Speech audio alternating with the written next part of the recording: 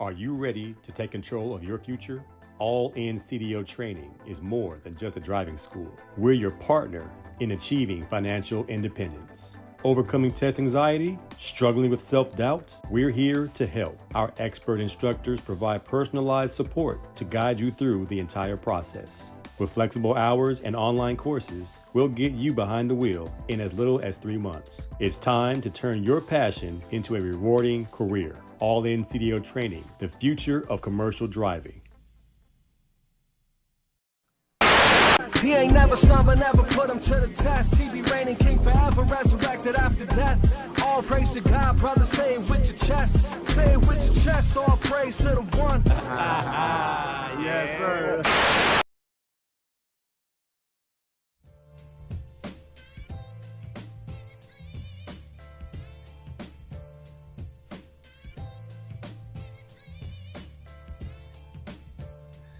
It is on, once again, the 11th day of this year 2025. The month is March. How we doing?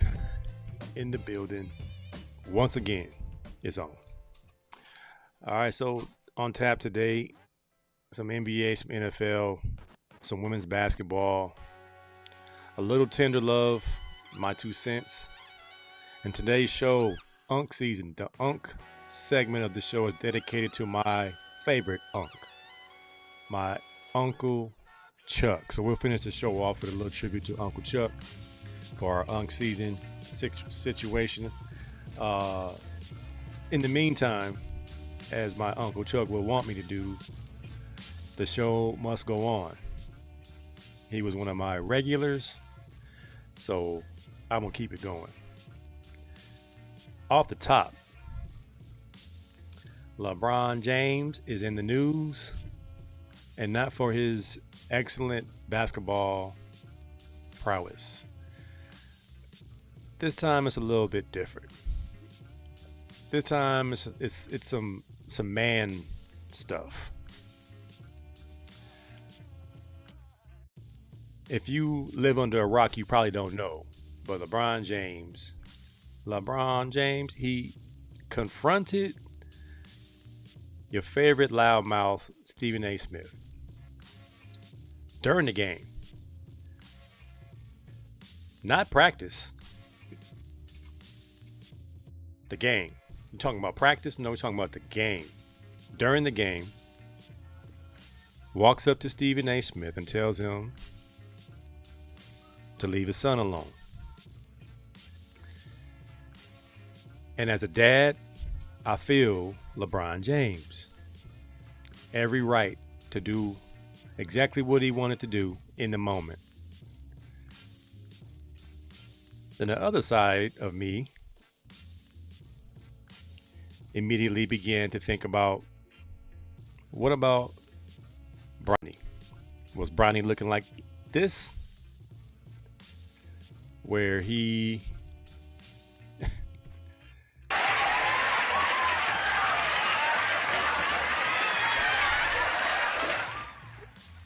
hiding behind dad a little bit as dad confronts. Is this what we envision?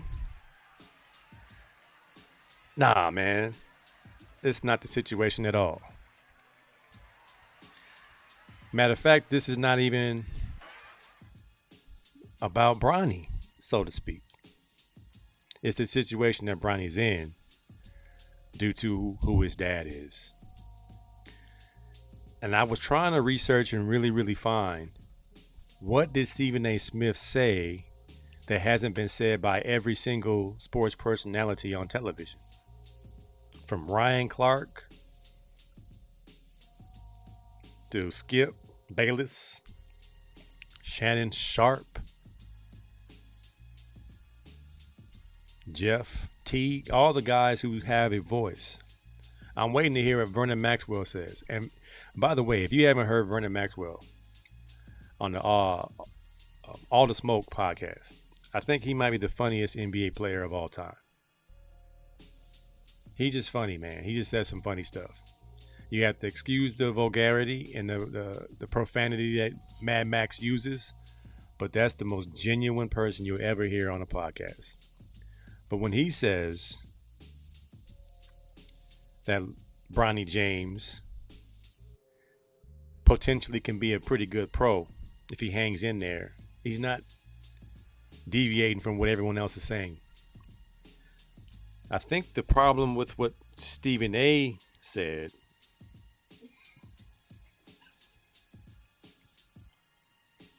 he says, my point months ago was that because of who you are, one of the top 2 players in the history of basketball in my estimation, there's an immense amount of pressure that comes with that for his son.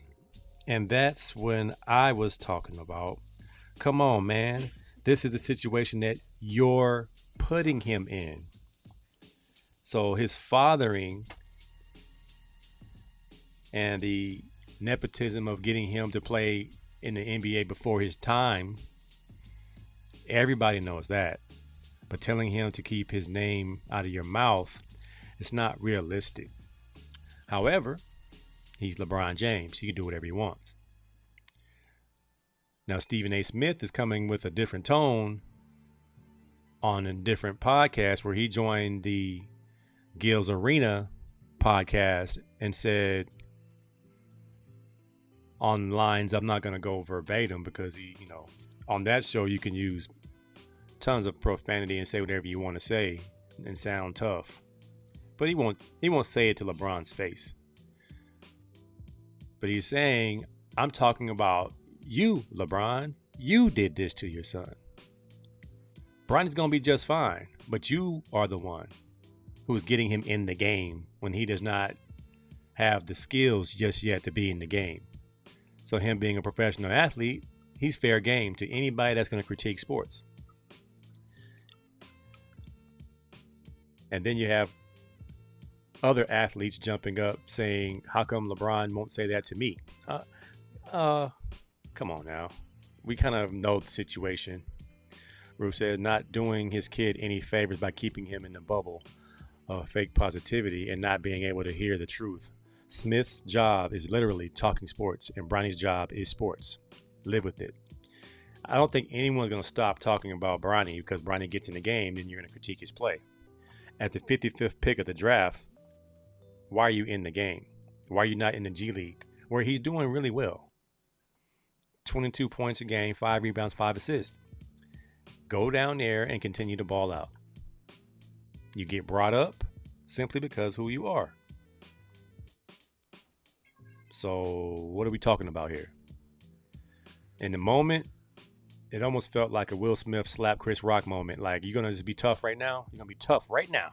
But you didn't try to slap Draymond Green last week when he fouled you.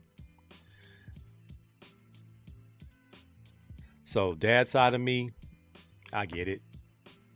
I defended my son one time when the coach pretty much cussed my son out for listening to me in the stands. When I saw the coaches weren't coaching, I said, hey, kid, just get the rebound and take it yourself. And the varsity coach comes down from the stands, goes down to the freshman coach and says, if that MNFer listens to his dad, I was like, yo. And I saw my son's nostrils flare up and I saw his fist balled up. And I'm like, he's gonna hurt that guy. So after the game, I told the coach, if you have something to say to my son like that, hold it till after the game, you tell me. And I pulled my son from the team that day.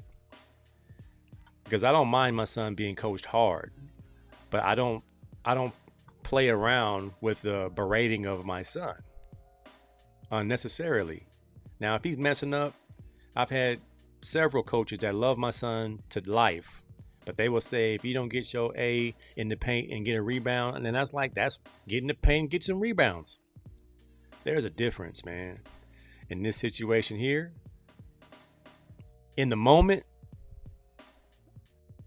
I think it happened the way it had to happen. Now, the way Stephen A. speaking on the podcast, I think this is not the end of it. They're going to have words again. Because now he's put 20 on 10 by saying, I'm talking about you, LeBron, not your son. Bronny's going to be fine. I'm talking about you putting your son in that situation. To be very clear, I'm like, okay, so this is not understood, because he's going to continue to talk about Bronny, because Bronny's a professional basketball player. Rightfully so. What up, big Denzel Snipes?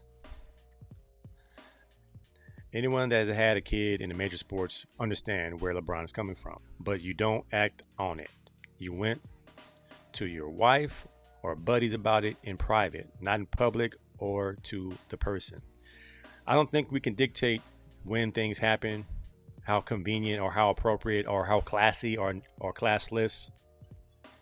That's like telling somebody how to protest. I'm going to tell you when and how you can protest. No, you're going to do what you're going to do. So LeBron, during the game, was it between the third and fourth quarter? It's like going off on somebody in public, knowing it can't escalate. I know he's not going to say anything, because what if Stephen A. Smith had some size on him? I mean, I think he's 6'4", he's 6'3" or 6'4". He's not a small guy, but we saw his punching videos. He can't punch.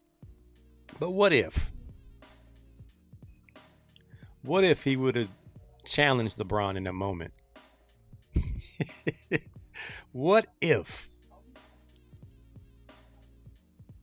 Stephen A would have shoved LeBron in the chest and said, "What you gonna do about it?" we would have a situation. Will LeBron get suspended for that? Would Stephen A be suspended and thrown out from the stadium? It would have been different had Stephen A responded differently. So Stephen A showing some class and saying not here, but now that he's talking about it publicly, it's not over. So we'll see how it goes. In the meantime, the Lakers do look a little bit different with Luka. Until Sunday, when they played the Celtics, was it Saturday or Sunday? And the Lakers saw a real team with real defenders, and Luka getting pickpocketed all over the court. They looked pretty pedestrian, but they, won 8 of the last 12 games, losing the last 2 to Boston and Brooklyn. Tired, guys are injured, Rory's not there. We get it, but being prisoners of the moment. When they were in the 8-game winning streak, we're like, the Lakers are going to win the West. And then the Celtics reminded them that there's a level that they haven't reached yet. And LeBron is 40 years old. And Luka doesn't play defense to the point where it's dominating defense. It's serviceable defense. It's not Boston Celtics defense. So the Lakers are, 12 games behind OKC in the West. They're number 1 in the Pacific Division. 4 games above Golden State. Going down the stretch, there's 63 games in with 20 games to go. So this is going to be interesting playoffs. It's going to be interesting. They should make for some really good matchups, and the chances of coming out the West are still very good. OKC is hands down the best team in the West, but do you believe in SGA in the playoffs? We don't know. We don't know if that team is a playoff type team or is a regular season type team. Same thing with the Cavs in the East. Nobody wants to see OKC Cleveland in the finals. So something could be brewing. Not saying anything is rigged, but the stars will come out where you have the Nuggets with the reigning MVP and a cast of superstars. The Lakers have superstars in Bron and Luka, and the Celtics are loaded. I mean, loaded. When Pritchard and Derek White can have 40 points each, loaded, man. So, since my Sixers are the terrible Sixers of the 2020, like the worst franchise, I think, right now are my Sixers. With Joel Embiid shut down for the season, Paul George being Paul George, doing Paul George type things. taking off from his podcast because he wants to focus on ball. I don't think one has anything to do with the other. You just need the ball and quit making excuses. Snipe said WrestleMania 41, LeBron versus Stephen A. Smith. Make it happen. Triple H. Triple H see that video of Stephen A. punching with the mitts is never going to happen, man. The worst uppercut in the history of uppercuts. We asked this on the Sideline Sports earlier, and can Luka hold it down while LBJ is out? Luka did have a triple-double, so not like he didn't show up. So we saw how Luka does by himself in Dallas before Kyrie. He's going to get some points. He's going to get some rebounds. He's going to have assists. Can he win? Again, regular season basketball doesn't impress me because it's pickup. Until Jaylen Brown is not playing pickup. Jaylen Brown and Derek White are playing playoff basketball, and Luka's just dribbling, reverse pivot, rip, layup, dunk. Can they win some regular season games? Absolutely. But LeBron James being out can't help. They need all their guys to be healthy. They need their bigs to be healthy. You need Bron and Luka to be on the same page. Anything's possible, man. But you have to consider the injury factor. If guys are already banged up, and this is game 60, 65, and you got 20 games to go, guys are banged up, what can we really expect when it gets really hard? So, Lakers have a shot, but they're going to have to get healthy. My Sixers are done. We're actually trying to tank for the kid out of Duke, Cooper Flagg. I don't know if we're going to get him. I remember the streak of number one picks we had with Markelle Fultz, Joel Embiid, and Ben Simmons. The process never worked. Kawhi killed that dream when he was in Toronto, hitting that shot. So now we're on the end of the process, stuck with contracts we can't get rid of. So my Sixers will be terrible for at least 5 years. Thank God for the Eagles. Transitioning. The Eagles, we're gonna have a new look team. And by the way, word on the street is that the Eagles have accepted their invitation to the White House to hang out with y'all president. I'll be interested to see what happens.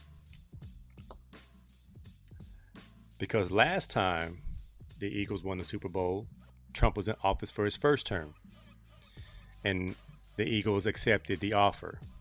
However, only 10 players raised their hands to go visit the president. This time, guys were very vocal about not having any desire to go to the White House. However, the spokesperson from the White House says the Eagles happily accepted the invitation, which makes me go, let's hear it from some of the players. I want to hear it from, well, now CJ Gardner-Johnson is gone, along with a couple of other vocal players, Darius Slay, Isaiah Rodgers, Milton, Sweat, Pickett, Gainwell. We lost a lot of guys. But it's Howie's season. Howie being the best GM in football. As we see Slay go to the Steelers, Rodgers to the Vikings, Williams to the Patriots, Sweat to the Cardinals. Notice none of these teams are NFC East teams. So that's by design. The one that hurts right now is CJ to the Texans. I don't think Howie, in his money management attempt to create space to get whoever he wants to get to keep the team getting better. What C.J. Gardner-Johnson brought to the team was that edge. He was that guy, not only by his play, but his persona struck fear into the opposition.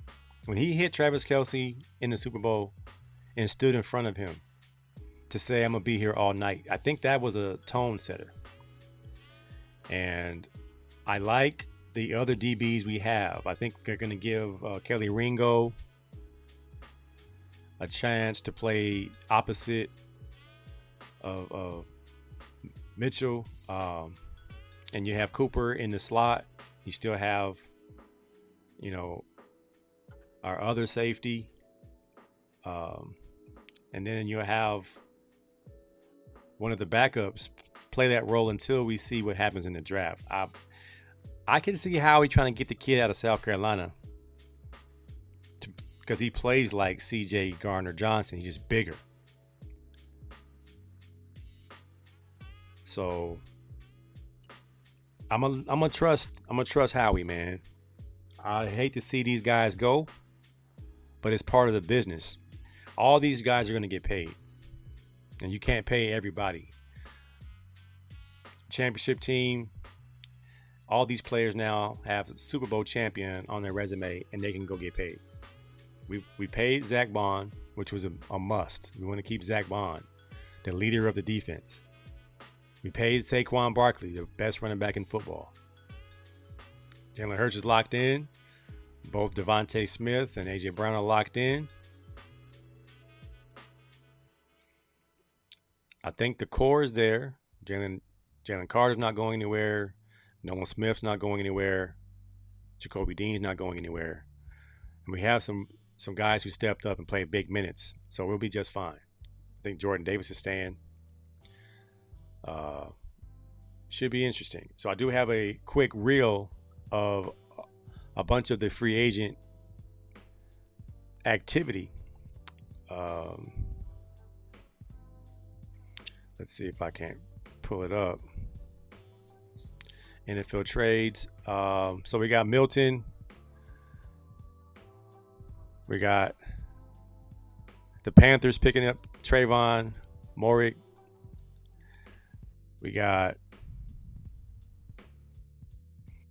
Sam Darnold going to the Seahawks for a 3-year deal, $400 million. That's modest for a quarterback. And Justin Fields going to the Jets. I feel bad for Justin Fields. He's going to the Jets where most quarterbacks go to die.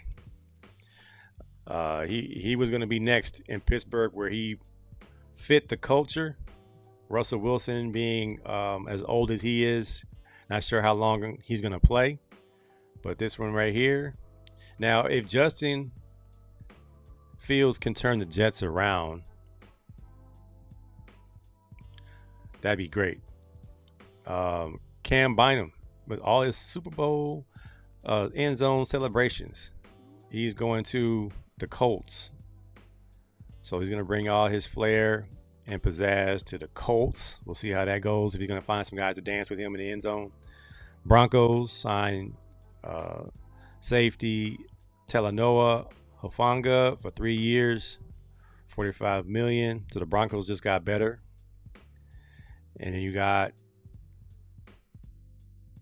Grady Jarrett to the Bears. The Bears have bigger problems, though.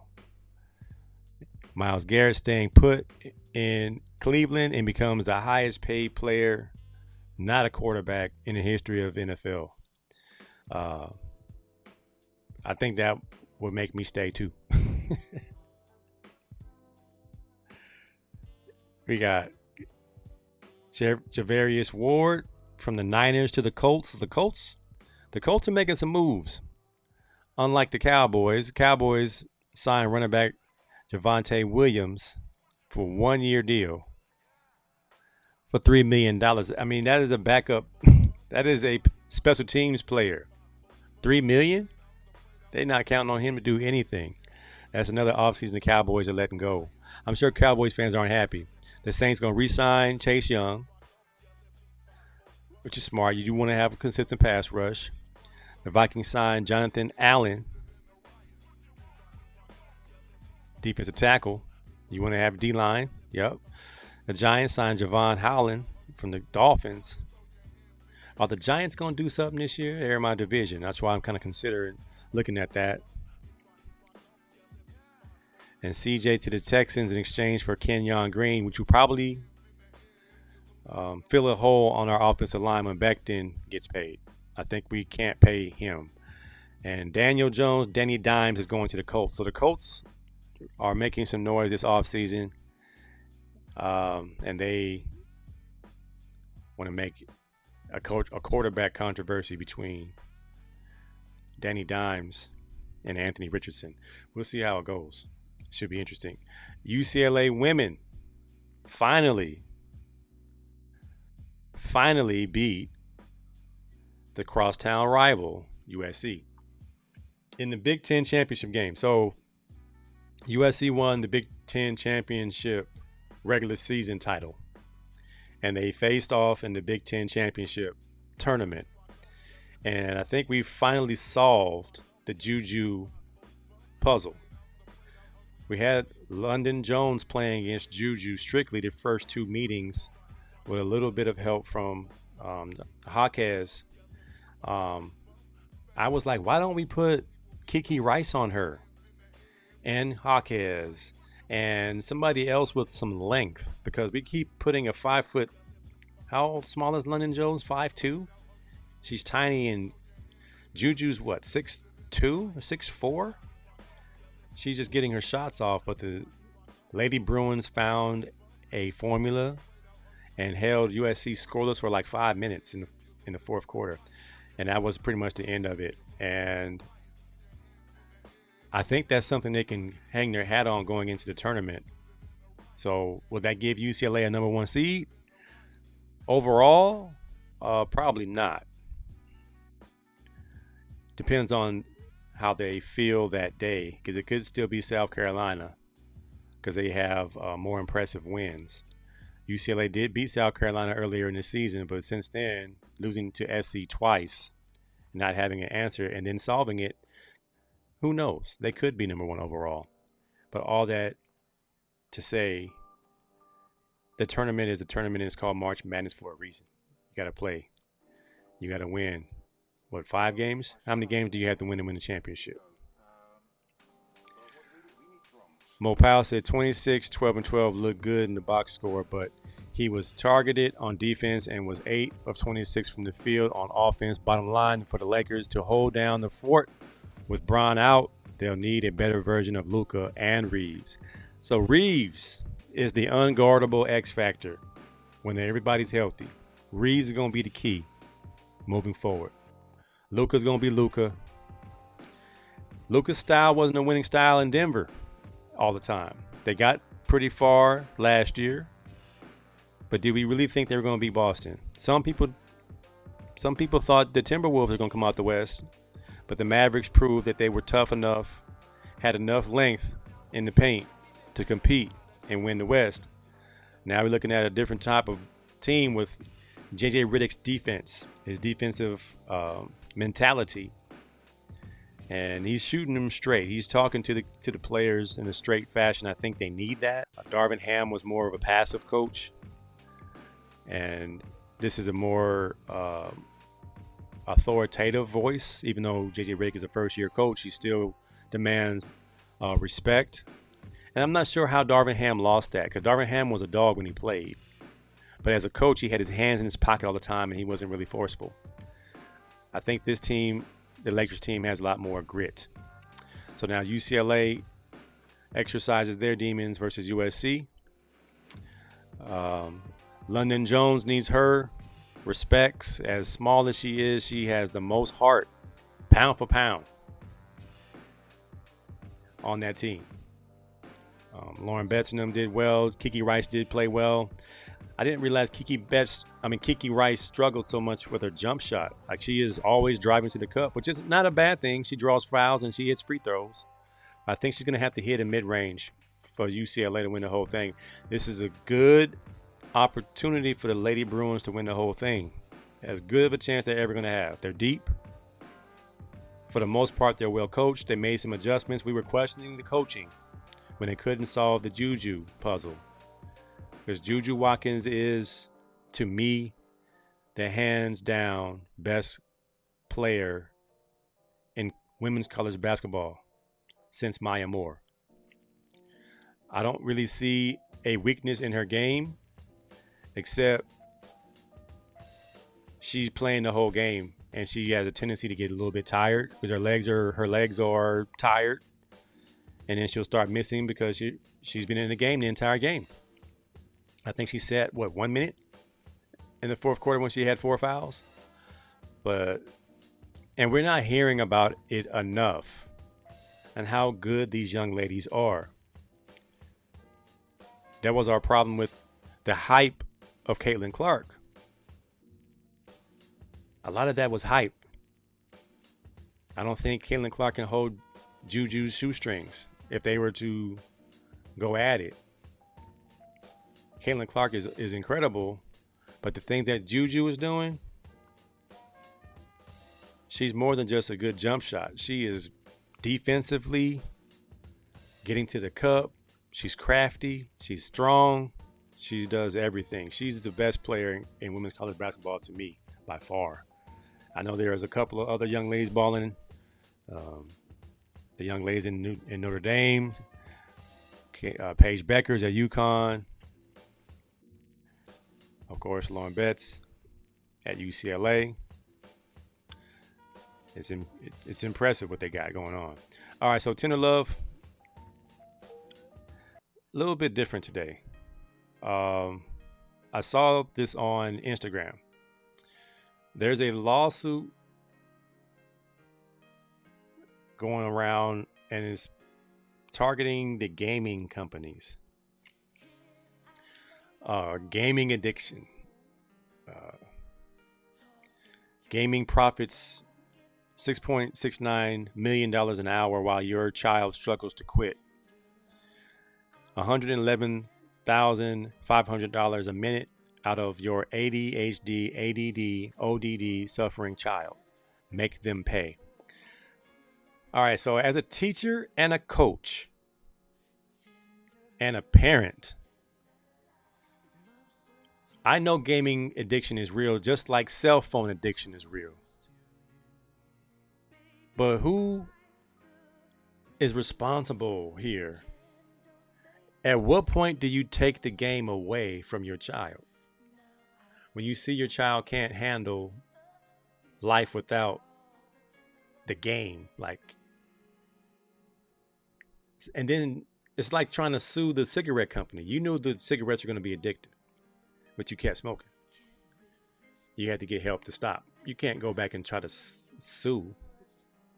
Like everyone that has ever gotten lung cancer, you're going to sue the smoking companies? At some point, we got to be accountable.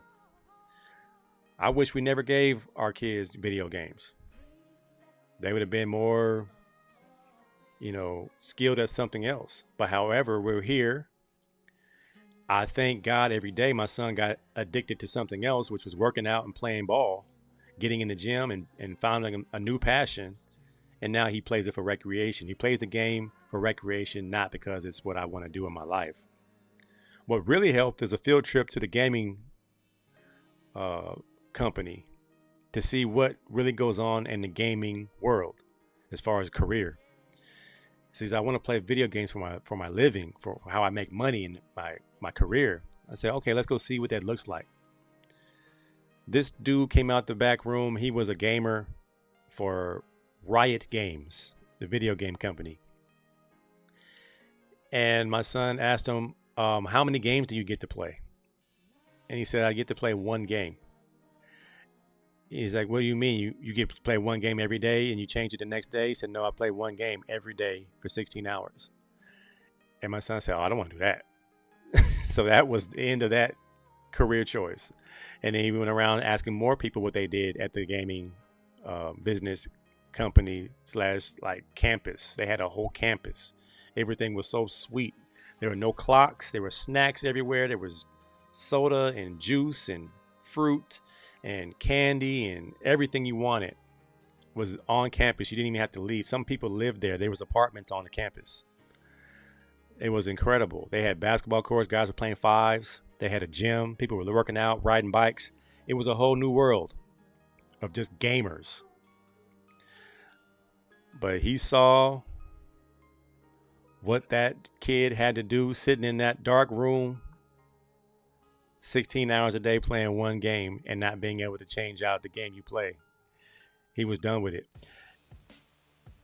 And that triggered something for me and his mom to take his game away slowly but surely. Didn't have to retrieve it from him. We gave him other things to do. We said, you're going to either do robotics or you're going to do some type of sports. You're not going to sit in here just playing video games. So is the gaming addiction thing real? Absolutely. The cell phone addiction is real. I'm in the classroom now and kids cannot put their cell phones down. And I've preached to them countless times. You're going to get an F on this project if you don't find a way to put your phone away. And I'm leaving it up to you. Because I could collect phones. But you know what you guys do now? You bring an old phone that doesn't work and you put it in the pouch. So you got two phones. So you guys can think that far, but you can't think enough to say, all right, let me put my phone away so I can concentrate on my work. It's a bad situation right now. So for the gaming parents suing the companies for making their kids unable to function in life, like when and I think it's all tied together. When TikTok went down, the kids were like depressed, like, what am I going to do with my life when TikTok goes down? It's crazy. I think we parents have to stop allowing the school to raise our kids, the computer to raise our kids, the phone to raise our kids, these video games to raise our kids. Sadly enough, most parents send their kids to school to get a break from their kids. I got like 20 students out of my 200 students who are failing every single class. But they eat snack and they eat lunch. And at the end of the day, they are out of class walking around because they can't handle being in class anymore. So what you gonna do when you go home? Play my game? If they could play it at school, they would. Sherwin in the building. What's up, brother? Sherwin said, wouldn't even be close. Juju is Jordan Kobe. Just watch. I would say Carmelo Anthony. Because if she can lead SC to a championship, then we're talking about Jordan Kobe. Because championships are the last stat, the last level of all this. Elaine in the house from Waco, Texas. Make your child turn it off. It's ridiculous. I was like, wait a minute, who's to blame here? And what defense attorney can't go to the plaintiff and be like, yo, at some point you gotta go in there and turn the game off or cut your internet off. They gotta do something else, man. They can't be like, you're not gonna sit in here playing no game the rest of your life. The cell phones are way worse than the video games. I don't know. I think they're both just as damaging if you don't monitor it and understand what's happening to you. Parents need to take responsibility. Parents need to be more involved. At least walk in there and make sure it's, a decent game, because some of these games are flat out violent and, not appropriate for kids. Soon we aren't going to have sports because nobody wants to run. Nobody goes outside. Melo's a great comparison. She gets off any shot anytime she wants. That's why I say she's a bully. She's a bully with the ball. Melo wasn't a champion, but he had the skills to be a champion, and that's kind of what keeps him from out that GOAT conversation, because he was a journeyman at the end because all he could do was score the ball. He was a great defender as a younger player. The older he got, the more he was a one-dimensional player. Juju has good defense right now, but will she remain a defensive player when she gets to the league where they pay people to play defense and they pay people to play offense? Like James Harden said, they don't pay me to play defense, they pay me to score, which was a bad thing to say for the youngsters. Make them ride that bike that been sitting for 3 years. You got a bike in the garage that they haven't taken out to ride. I'm thankful how things turned out. I didn't have video games coming up. I had a bike. We had a basketball to go play with at the local schoolyard. We would jump the gate and go play. We would ride down to Lafayette Elementary School and play on the 8-foot courts. We would ride our bikes over the bridge to the Wrigley's and play on the 8-foot courts. We would ride, all the little spots, man. We would play basketball. We all had bikes. We all went outside. Now, we're probably just destroying our knees playing on that concrete, but at that point in time, we didn't care. We were just outside, and we were told to go outside and don't come back in until the street lights come on. And no in and out either. You go in the house, you stay in the house. You go outside, you stay outside. It was just different, man. But I'm thankful because my wife and I took the sugar out the house and we had a limit on the video game.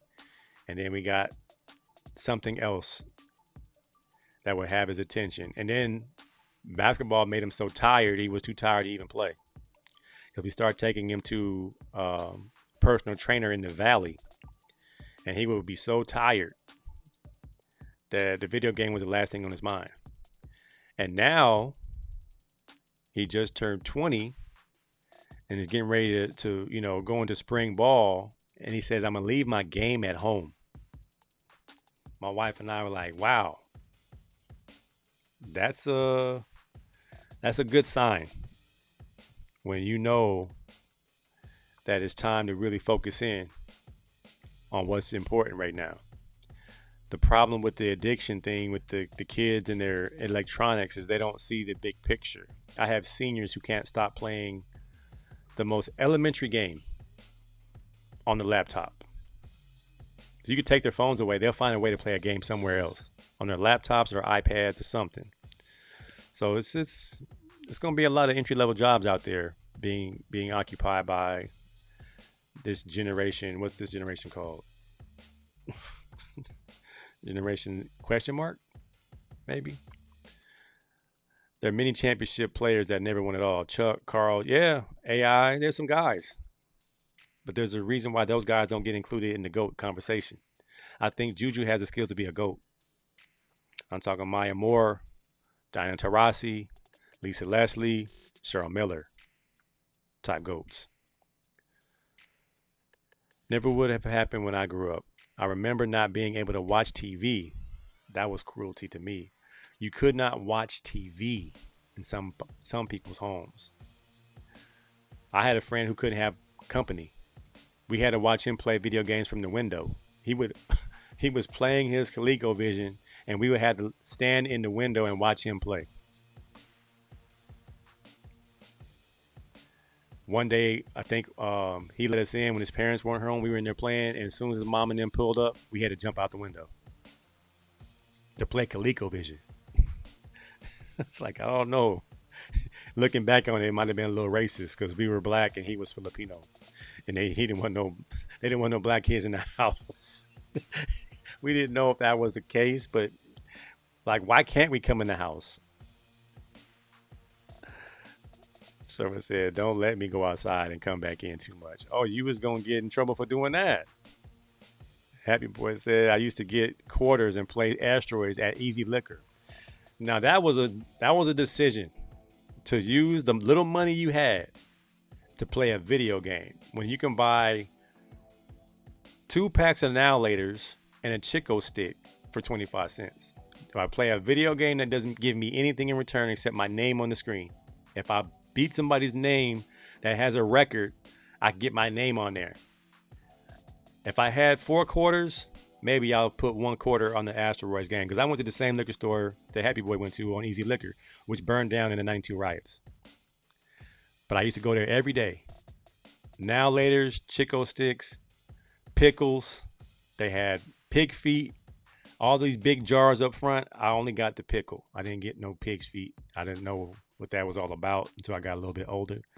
But he had now laters on the counter, Chico sticks, Boston baked beans, lemon heads. Everything was like 10 cents. Now laters were 10 cents for a pack. If you had $1, you can go to town. But we were outside. The good old days, man. Don't give me $1. I go to A&PM and get a big gulp. Old school phone, landline restrictions, no phone for a week. My mom didn't even have call waiting. It was like, don't tie up the phone. I'm waiting on some overtime. All right, man, my 2 cents. I saw this video, and I don't even know how to say it, but the kid is a big kid. He wants to play quarterback. Football at a D1 level at the quarterback position. I never seen a QB like him. I thought he played. I was gonna think D-line or something. 6'2", 285. He wants to play at a D1 level. At a D1 level at the quarterback position. I never seen a QB like him. I thought he played. I was gonna think D-line or something. Kyron's a smart player. Yeah, Kyron, he's a beast. My boy Kyron finna lead us to a dub. You're like a coach on the field. I don't plan on changing my position for nobody. Let's go. All right, so he said he's not changing his position for nobody. 6'2", not 6'6", 6'2", 6'2", 285. It's crazy. And I played with a big quarterback in high school. My good friend Neo Oga. He was 6'3", I think 260. And they told him he was too big. But he was actually the same size as most of the big quarterbacks today, the Josh Allens and the Cam Newtons. This kid right here, he could lose 20 pounds, maybe 25 pounds. And he's not 6'5", so he might have to lose 35, 40 pounds to make this look like he would be able to sustain a season. I mean, I appreciate his confidence. But if you want the defensive, you want the D1 scouts to take you seriously, you got to take your fitness seriously. There was a big boy played quarterback for Kentucky back in the day. I forgot his name, but he was pretty big, and he probably shouldn't have played quarterback. It's possible, but when he says he's not going to change for nobody, I'm like, hey man, they don't have to pay.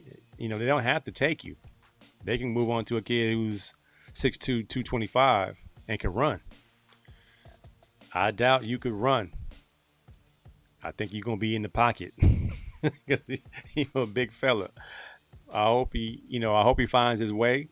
I hope he, has some success. I just know it's going to be hard because he's not going to pass the eye test at all. Angel Reese. I was riding for Angel Reese coming out of college. I was riding for Angel Reese for Rookie of the Year. But she said if she don't get what the NBA players are getting, she's hitting out WNBA. I need to hear her say it. I think this might be an internet bot or something. You can't be serious. There's just not the same amount of money coming in. And recently, I've noticed her game has taken a persona of itself, where she refuses to jump on her shots, and she's missing ridiculous amounts of shots that are easy to make and getting her own rebound. Now, she's been doing this for a while, but at least she would tone it down when it's time to get real and time to score. She would go back into her high school form where she was actually a scorer. She wasn't Dennis Rodman in high school. She was getting buckets and she was playing guard, so she would handle the ball. Now, if she's requesting NBA money or she's going to sit out, I don't know, man. I'll call cap, man. I don't think that's real. I think that's phony. I want to hear her say it. Now, her McDonald's meal doesn't look very appetizing. It's a quarter pounder with barbecue on it. I think I'll pass. I don't even like McDonald's like that. Rube sent me this one. Which era wins this battle between Generation Z, Millennials, Gen X, Baby Boomers, and a silent generation? And immediately I go to the Boomers. I'm a part of Generation X, but there are carbon copies of the Baby Boomers. And every single Baby Boomer was an alpha. Gen X, you got Tim Duncan, who's kind of, you never know. And KG, he's barking a lot, but until he got a super team, he wasn't going to win. You got Kobe and Shaq and AI. I think AI is a liability, even though he's one of my favorite players. Defensively, who is he guard versus the Baby Boomers? I don't think he can guard anybody in that starting five. The Millennials, you got Steph and LeBron and KD and Joker and James Harden. James Harden kind of messed that whole group up. And then Gen Z, you got Tatum sometime. SGA's unimproving. Wemby's 18 years old. Anthony Edwards is kind of a hothead. And then Luka don't play defense. So I can't go Z. Millennials got James Harden. Gen X got, Shaq might play hard. He might not play hard. Depends on which Shaq you're going to get. But either way, Hakeem Olajuwon is going to eat Shaq for dinner. Jordan and Kobe are a wash. Barkley and Tim Duncan. I think Barkley will take Tim Duncan's heart, even though Tim Duncan is way more skilled. But Barkley had way more heart. Even though Tim Duncan's a 5-time champ, Tim Duncan had great coaching and great supporting staff. Magic Johnson, the best point guard ever. Michael Jordan, the best 2-guard ever. Larry Bird, arguably the best 3 ever. You got Larry Bird and LeBron, who you can pick your poison. Healthy, Larry Bird is the best 3 of all time. It would be interesting. Now, the silent generation doesn't get enough love because it was a silent generation. You got Wilt, who probably is the most dominant player of all times. But then you have the best winner of all times in Bill Russell. The Big O, Jerry West was relentless, and Kareem is basically my GOAT. Could they run with the Boomers? And who is going to guard Michael Jordan? Who is going to guard Larry Bird? It'd be interesting. It would be interesting. Elaine said the Boomers. Sherman says she doesn't strike me as that naive to believe that's possible. Oh, you talking about Angel Reese? She was upset at the celebrity football game when Shador didn't holler at her. She might just be addicted to her phone. Just getting home from practice, just wanted you to know I'm here, even when I'm not here. Oh, man, I appreciate that, Coach Punch. All the love, man. I appreciate that. Just getting in. Silent is a close second. So you got Oscar Robinson and Jerry West at the guards, and you have 3 bigs. Are they athletic enough to run with Magic, Jordan, Bird, and Hakeem Olajuwon? Now, Wilt can run. Bill Russell can run, but could they run with Charles Barkley and Hakeem Olajuwon? Young Cap could run with anybody. It would be very interesting. They have to do some type of AI simulation. Boomers have the hardest matchups, and that's basketball, right? I wouldn't say Tim was more like skilled than Chuck. You wouldn't say Tim was more skilled than Chuck because Chuck was a point guard in high school. He just got tall overnight. Depends on the skill you're talking about. Back to the basket skill or ball handles and jump shots. Because Chuck can shoot it and handle it. Whereas Tim was more of a half-court dude. So, silent generation is silent because they only had 2 good players and 6 teams. That's terrible, man. Let the old heads live, man. Let the old heads live. All right, so we all saw this young lady running track. who crashed out during the race. Let's take a look at the actual event. All right, so Incident happened. That's when she hit me with the baton. Watch again as you see the two sprinters running side by side as they round the corner with Kaylin on the outside, Kaylin's mother cheering her on. Just as Kaylin is passing the other runner, the athlete swings her baton, striking Kaylin. I just felt a bang on my head and then I fell off the track immediately. all right, so the young lady that got passed panicked and went to violence immediately. Like, if I can't win, nobody's gonna win. She hit the young lady in the head with the baton. Now, the baton is usually a hollow aluminum stick and not heavy enough to really hurt. It probably just shocked her more. But she had a concussion and she stopped running, and they both did not finish the race. Then she's online with her parents sitting shotgun, saying the angle of the video makes it look like she hit her in the head. I was like, let me see this for myself. So her interview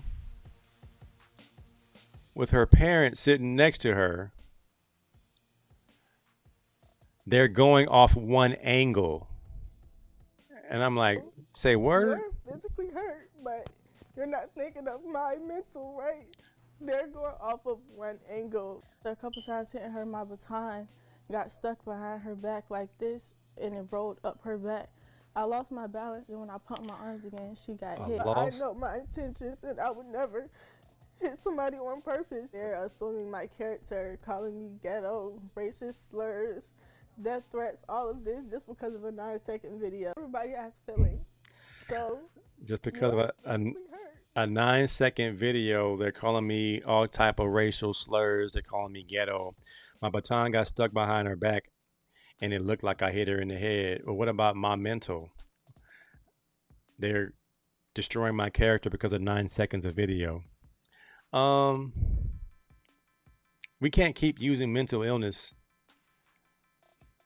for every single crash out moment. Like, you lost it in the moment. I think the best thing to do right here is to be apologetic and kind of like, I lost it. I just kind of really just lost it in the moment. And I really am sorry for what happened. I just didn't know what to do in the moment. But to say the angle made it look like I hit her, it might have got tangled up in her hair or my hair, and she didn't say it was an accident. She just said it just looked like I hit her.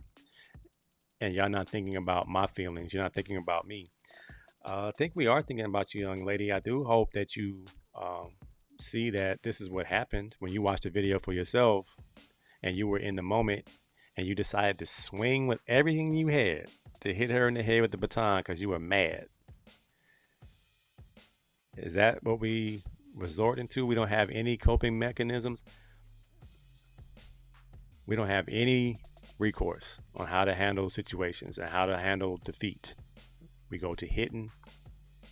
Is that what society is now? Like, I don't know. I think we have to start teaching accountability again, and what you don't do because of the repercussions of what you do.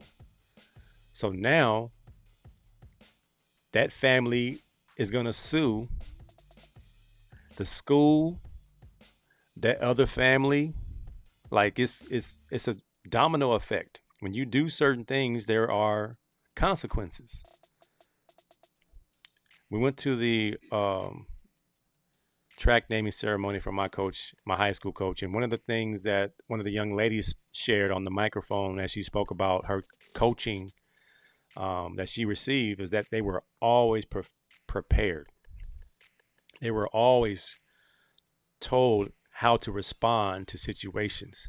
So they never were afraid. They were never in a crash out position where I don't know what to do, so I'm just going to just do whatever. You know what to do. You know how to lose gracefully. You run hard till it's over, even if you're going to lose. This right here, could follow this young lady throughout high school and college if there's going to be any more high school and college for her to run. That's why she's crying, because now she's seeing that her action might have cost her her high school career, because she might be banned for life. If you can do this, they might just say you don't need to be running track because you can't handle it. I don't know, but you never want to resort to violence, because now what are the attorneys going to say? And what level of battery is this? When he said the one that got hit by the baton. Yeah. That was who you saw first, sitting with her parents. And then the young lady crying was the one who actually hit the girl and was like, what about me? So it's on video. We know what we saw. Elaine says unbelievable. No accountability. She wants to be the victim, even though she's the one that hit. Sharon says she would be off my team. I don't want to throw the girl away. She probably does need a second chance, but she's going to have to feel this one a little bit.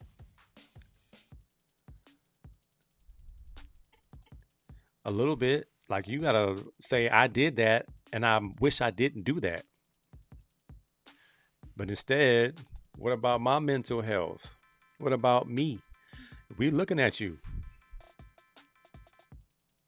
Everybody wants a pass, but I'm like, I don't know if you can get a pass at this point. You got to just say, I made a mistake and own it. We're a very forgiving society. We let dudes back on the team who have had a DUI and someone is not with us anymore. The Eagles drafted Jalen Carter. He was involved in a DUI. Someone died. He played in the Super Bowl. So we forgive as long as you own up to what you did.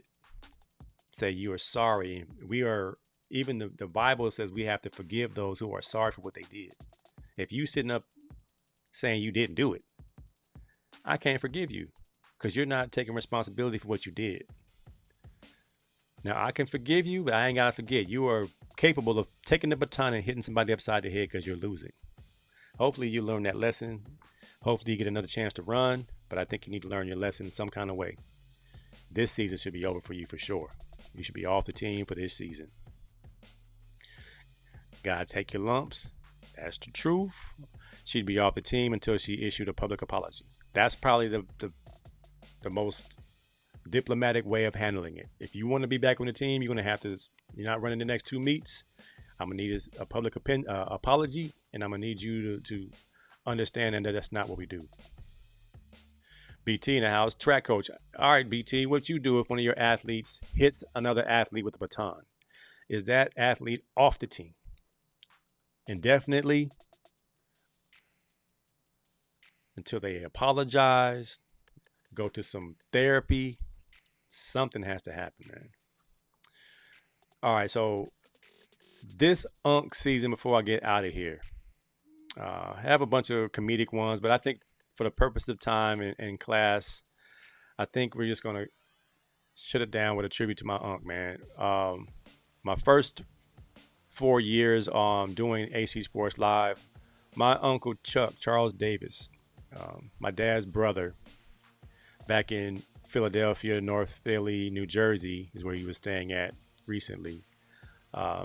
He passed away on Sunday morning. And I didn't even know how to respond to it. He's that good uncle, man. He's that uncle that calls. He's that uncle that checks. He's the uncle that shows up. He's the uncle that comes and visits when you don't even have the house clean. He just shows up. He's the uncle that sleeps with the door open. He's that uncle that buys scratch-off lottery tickets at the liquor store and shares his winnings with you. I don't even know how. I'm not even done processing it. I cried in my wife's arms. I didn't know what to do because my dad passed away years ago. And then his brother is now gone too. So it's kind of hard to process. But as I get older, I understand that our family members and our loved ones will be leaving here, just as we will leave here as well. But I know we need to not let their names be forgotten. So as I do Uncle Chuck, this is gonna be my Unc season segment's gonna be the Uncle Chuck segment because he always made me laugh, even when I was a young kid and my pops may not have been around. Uncle Chuck was, and nothing made him happier than buying some scratch offs from some mom and pop donut shop. And so whenever he came out to visit, we would go to the most seediest donut shop to buy his scratch off because he said that's where you win. he had a method to how to win his scratch offs, and I was like, I don't think that's even true, Chuck. But that's what made him happy, man. There's my other Uncle Winfield. I don't even know if he's my real uncle, but he was always one of the guys too. We would go to sporting events. They would have like little domino tournaments and spades tournaments and eating food. And we were making plans to attend some of my son's games in Delaware, man, when he plays at Delaware State next year. Delaware State's like 45, 50 minutes from Philadelphia. And it's just unfortunate, man. It's really sad, but I'm going to keep plugging because he was on my show. When I first started, he would always tune in and comment. And I'd be like, Uncle Chuck in the building. Uncle Chuck, it's late out there. And it would be midnight. And he'd be like, I'm past my bedtime, nephew, but I got you. And he would always tune in. He would always comment, say something. He would have been very happy for the Steelers that picked up DK Metcalf. That's his team, the Steelers. And I was like, man, we got to go see the Eagles play the Steelers. And he's like, I got you, nephew. When you come to town, we're going to see the Steelers play the Eagles. And we didn't get a chance to do that. So that's, something that I wish we would have done. But that's my word to the people today. For your loved ones that you have, don't let these days pass by. Call them. Spend time with them. Do the things that you guys say you're going to do because tomorrow's not promised. And that's a cliche, but it is so true. When we are in the midst of going back east, now we're going to be going back east for a service and to move my son in. So it's like, God, what are you doing? You know what I'm saying? Like you kind of make those little moments of questioning, but I'm not going to question God. I know that I have a great memory of my uncle. He left me with some good, life lessons. He showed me how to be a hard worker. He worked, 35, 40 years at the factory. He retired. He was happy. He was a good husband. He was a good father. So he was a good example of how to be, a guy who did things his own way, wasn't a follower at all. He found out how to live his life comfortably, happily, and he died peacefully in his sleep Sunday morning. So Uncle Chuck, we love you, we miss you, and nephew gonna be all right. So nephew will keep doing the show and making you proud. All right, going to the comments. I appreciate the condolences, everybody. It's happening. We're getting older, so it's part of life, and hopefully we all can make our mark and help somebody along the way. BT said about the track young lady, that would be a wrap for her unless she formally apologized to the young lady and her in addition to her own team. And that's where I don't think she's at yet. She wants to say, I didn't hit her on purpose. It was an accident. I don't know. I know what I saw. She reached back and clubbed her and was like, gave up on the race. She threw her baton down too. Sweet Brother Noomsy said, a week apart from my uncle and almost at the same time of the day. Hey man, every day is precious. Every day. Elaine said, memories last. So that part we are blessed. Amen. Yeah, Alex is going to HBCU, Sweet Brother Noomsy. We're going out there and going to handle business. BT says she would have to formally apologize to the young lady and the team and her own team. So everybody need to get an apology. Just own up to it. Be accountable. Be a stand-up person and take responsibility for your mistakes. And we will forgive you. I promise you. All right, y'all. That's my show. I appreciate y'all for hanging out with me. I will be back next week, Tuesday at 9. If you're on Facebook, hit the like button, hit the follow button. If you're on YouTube, hit the subscribe button and get the alert notification every time we go live. Share it with your friends. I appreciate the love. If you're on Twitch, hit the like or whatever button they got on Twitch. If you're on Indeed, hit the like button. Share it with your business. Share it with your friends who like to talk sports, clean sports, and just hear your opinion heard on the show. All opinions are good takes. Just got to say it with your chest. All right, man. I'm AC. See you next time. May Yahweh continue to bless you richly. I'll see you next time. Peace out.